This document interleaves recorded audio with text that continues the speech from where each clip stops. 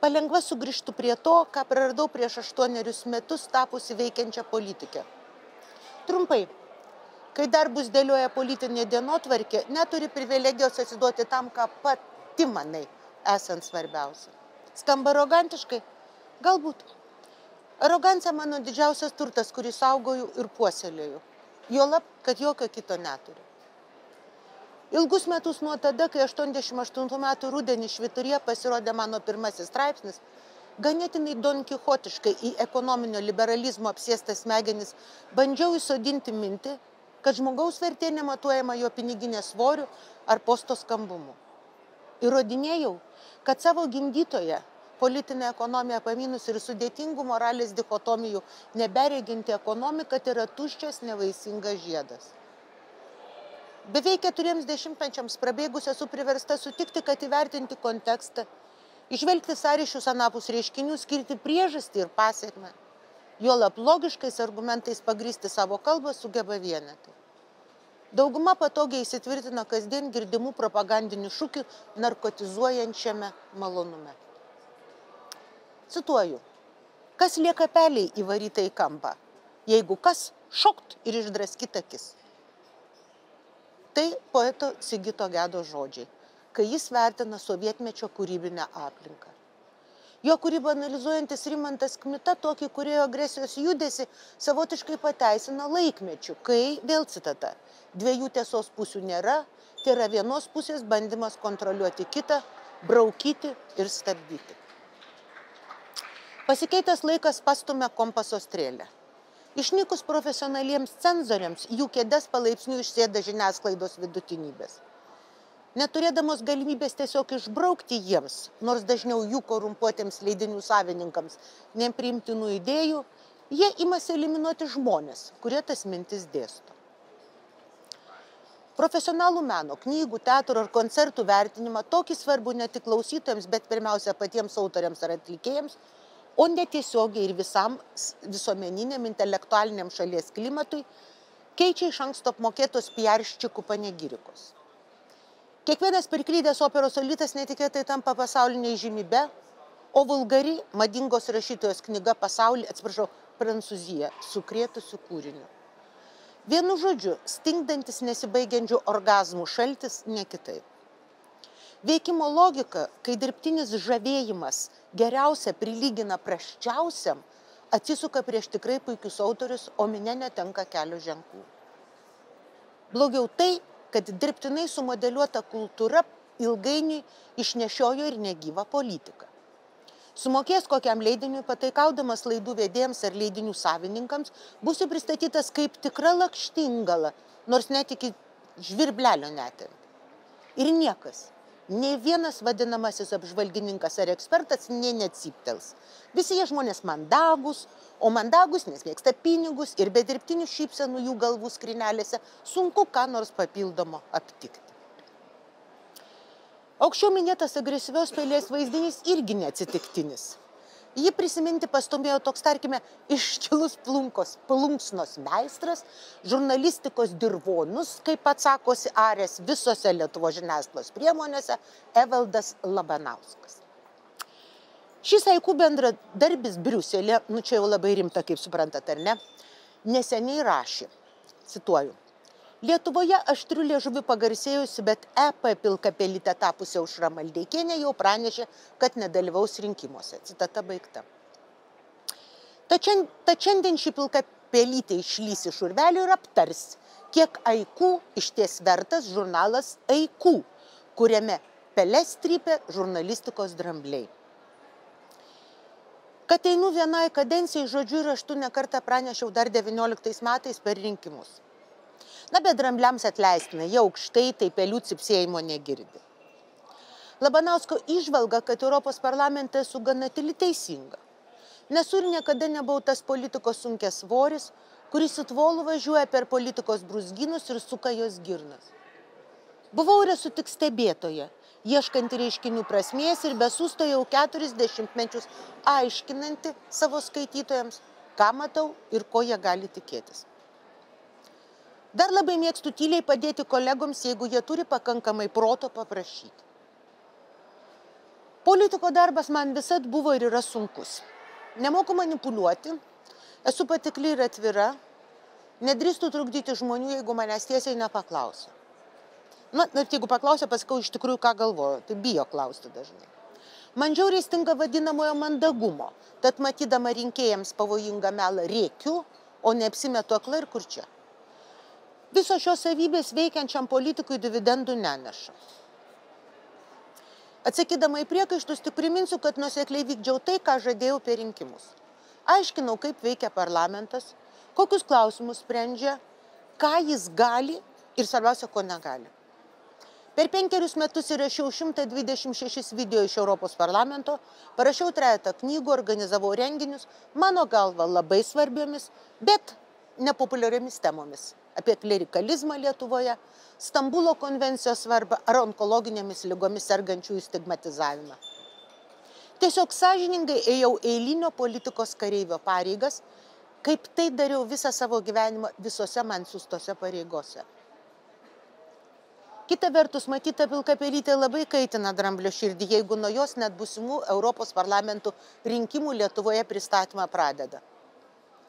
Už tokią garbę žinoma dėkoju.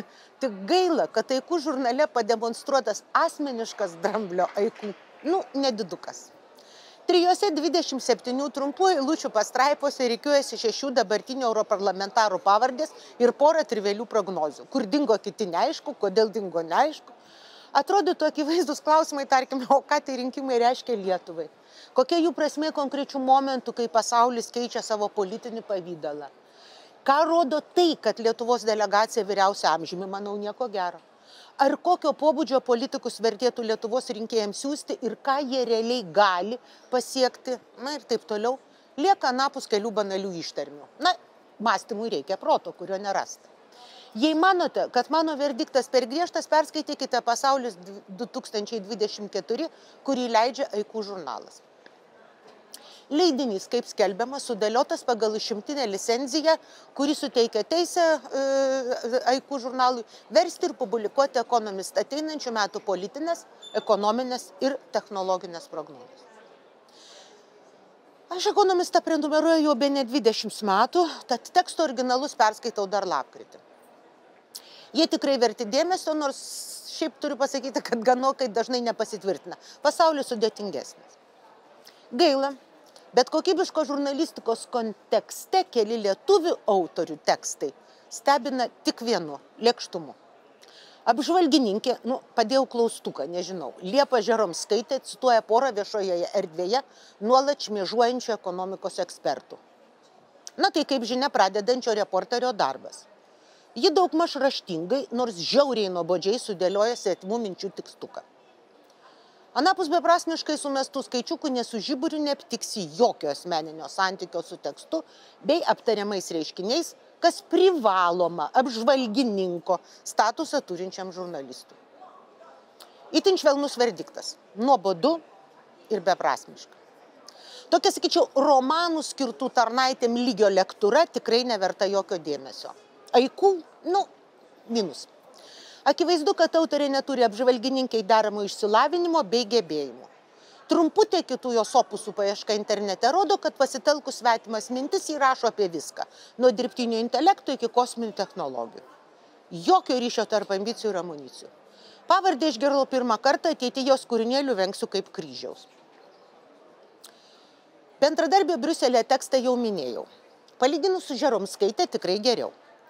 Kai pastaroji negromuliuodama virškina svetimas mintis, Labanauskas bando bristi į vandenis, kur plauko žinomesnės pavardės ir net pateikia asmeninę perspektyvą, kiek tikėtinas to ar kito politiko tolesnis kopimas į valdžios olimpą. Pastaroji perspektyva, kai visas dėmesys politiniams procesams redukuojamas, nužeminamas į tikėtinas postų dalybas, mano galva, gerai atskleidžia šio autoriaus mąstymą. Pirma, jo akyse statusas pats savaime yra didelė vertybė, apibrėžianti galutinę žmogaus vertę. Neatsitiktinai pristatydamas LinkedIne, jis ypatingai akcentuoja savo vadovaujančio darbo patirtį, bet ne jo turinį ar įtampas. Dar reiktų klaidas gramatinės išsirankioti. Antra, remdamasis geriausio biurokratinio mąstymo pavyzdžiais, jis net nebando svarstyti, o koks tikėtinas vieno ar kito kandidato intelektualinis ir vertybinis potencialas, kuris galiausiai ir lemtų institucinius pokyčius vienoje ar kitoje struktūroje.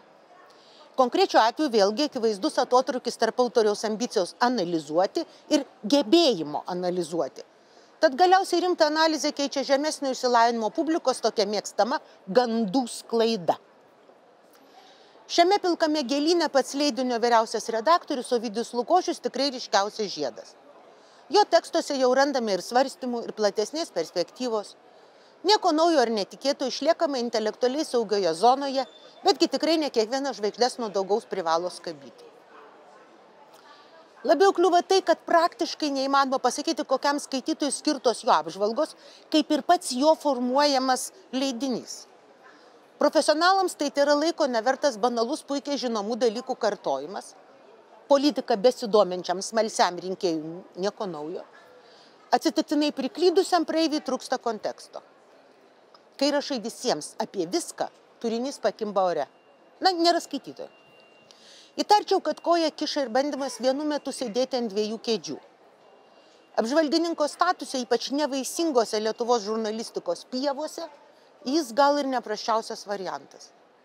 Bet ambicija redaguoti tikrai verstų išsikelti ne tik klausimą, o kam skirtas leidinys, bet ir svarstyti, tarkim, kokiu tikslu samdomi autoriai, kurie jau gimė, intelektualiai mirė.